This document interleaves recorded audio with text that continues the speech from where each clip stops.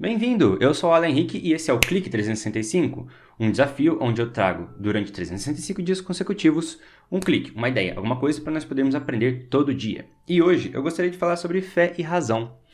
Muitas vezes as pessoas cristãs, sejam católicos ou protestantes, costumam dividir muito a fé e razão de uma forma que não é uma visão cristã de fé e razão. Primeiro vamos lá. A fé no sentido cristão é o seguinte: não é você acreditar numa presença que você não consegue ver, mas você sabe que está aqui. É você acreditar em uma coisa mística. O que é uma coisa mística? É uma coisa que você não sabe como funciona, mas você sabe que funciona. Certo? E essa coisa de ciência, religião, são dois grupinhos que um defende a fé e outro defende a razão. A ciência agarrou toda a razão para ela e joga a fé para a religião. Essa divisão ela surgiu com o filósofo Immanuel Kant. Então essa fé que você defende de eu acredito, mas não vejo, não entendo e nem sei como funciona. Às vezes tem dúvida se funciona, mas eu acredito. Essa bagunça veio de Immanuel Kant porque ele disse o seguinte: nós não conhecemos as coisas em si, apenas os seus aspectos fenomênicos. É redundante porque fenômeno em grego é aparência. Ele fala que esse lápis, eu não posso conhecer esse lápis completamente. Porque ele leu muito David Hume e botou umas bosta na cabeça. David Hume é um filósofo escocês que diz o seguinte: nós não aprendemos tudo na realidade, nós só aprendemos aquilo que está de acordo com a estrutura do nosso cérebro que nos permite conhecer. Quando a gente olha para o ângulo da percepção, a gente vê assim: não enxergamos todos os tipos de cores que tem. Então, logo as cores que nós vemos são só as que o nosso olho e o nosso cérebro conseguem processar. A mesma coisa o ouvido. Cachorros escutam frequências muito diferentes, e baleias também, abaixo. Acho que baleias é abaixo e cachorro é acima na frequência. Do raio dentro das vibrações possíveis, nosso cérebro só, vamos supor, que daqui é a vibração mínima que existe e aqui é a vibração máxima que existe. Vamos só usar os extremos para a gente conseguir entender. A regra dos extremos é uma coisa muito importante. Para você entender como funciona essa técnica, dá uma olhadinha no Clique 58. No YouTube eu vou deixar aqui para você ver.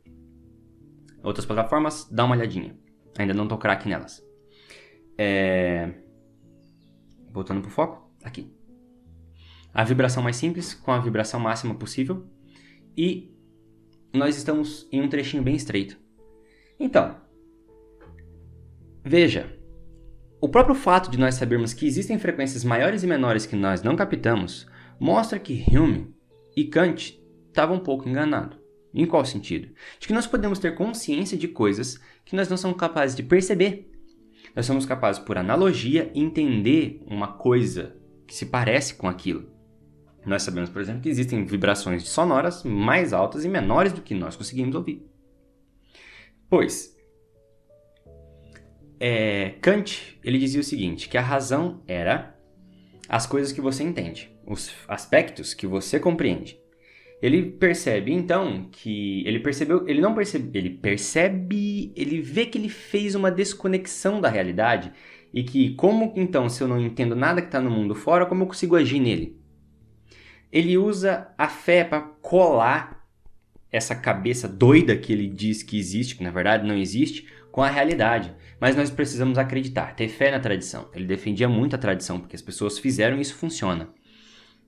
Uma espécie de um erro coletivo faz um acerto. Seria uma espécie disso. Pois bem, então como a fé é acreditar no que não vê, porque ele não consegue explicar aquilo que acontece, como acontece aquele fenômeno das coisas, nós não conseguimos perceber elas, mas não obstante a gente consegue conviver com elas, ele chamou essa cola de fé. É aí que vem esse termo de entender a fé como acreditar nas coisas que não se veem, nas coisas que não se...